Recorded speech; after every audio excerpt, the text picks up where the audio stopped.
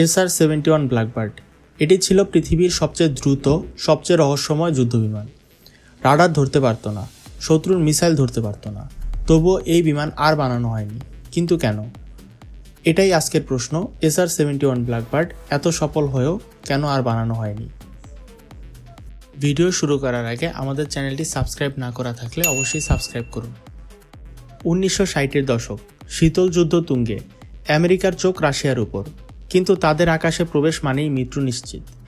কারণ 1960 সালে আমেরিকার একটি U-2 স্পাই প্লেন রাশিয়া গুলি করে ভূপাতিত করে। এর কিছুদিন পরই আমেরিকা আবিষ্কার করে SR-71। এই বিমান সোভিয়েত ইউনিয়নের সীমান্ত ঘেঁষে উড়ত। তাদের পারমাণবিক ঘাঁটি, সামরিক রাডার এবং মিসাইল ফ্যাসিলিটি পর্যবেক্ষণ করত। রাশিয়া শত চেষ্টা করেও SR-71কে গুলি করতে পারেনি।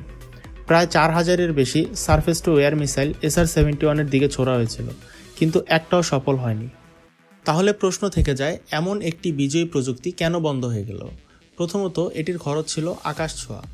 SR-71 চালাতে প্রতি ঘন্টায় খরচ ছিল $85,000। এর রক্ষণাবেক্ষণ, জ্বালানি, পাইলট প্রশিক্ষণ সবই ছিল অত্যন্ত ব্যয়বহুল।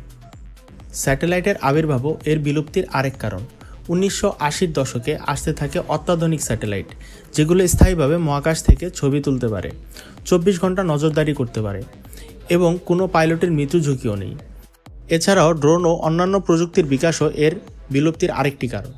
SR-71 ছিল মানুষ চালানো বিমান, কিন্তু এরপর আসে ড্রোন, যেগুলো নিরাপদ, কম খরচে চলে এবং অনেকক্ষণ বাতাসে থাকতে পারে।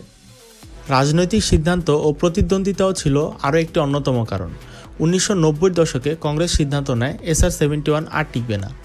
অনেকে বলে এই সিদ্ধান্তের পিছনে ছিল নৌবাহিনী ও বিমান বাহিনীর মধ্যে বাজেটের প্রতিযোগিতা। SR-71-এর মতো দ্রুত কোনো বিমান আজও তৈরি হয়নি। এর প্রযুক্তি এতটাই আধুনিক ছিল যে নাসা পর্যন্ত এটি ব্যবহার করেছিল গবেষণার জন্য।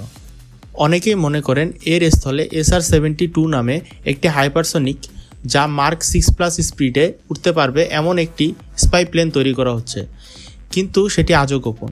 SR-71 ছিল এমন এক প্রযুক্তি যা বিজ্ঞানীদের আজও বিস্ময়ে ফেলে।